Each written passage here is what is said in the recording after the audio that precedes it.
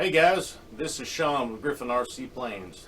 Today is a snow day. It's Thursday, the 6th of January. We got a good bit of snow. Didn't make it into work today, so we have a good little bit of time to make a video. And first, I'm going to negotiate with my dog and see if I can get a little time here. And then second, I've got an Avain 4250 800 kV brushless motor that I got with a little bit of Christmas money. It's new, but it had box damage, and I got it for about 25 to 30% of the normal retail value. So that's the way to go.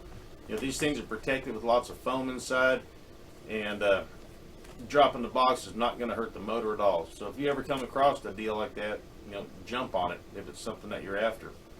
This is a SIG Edgetra. It's a balsa plane, balsa plywood, ARF, which stands for almost ready to fly. It was my second plane I got well over a year ago.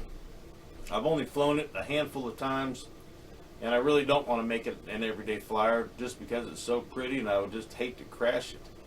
But the motor that's in it is a 720 kV Hobby Star, and it's really battery hungry. And I'm hoping that this one right here might change that. So us together will replace this motor. And so be looking for that video coming out next. And until next time, you'll see me here.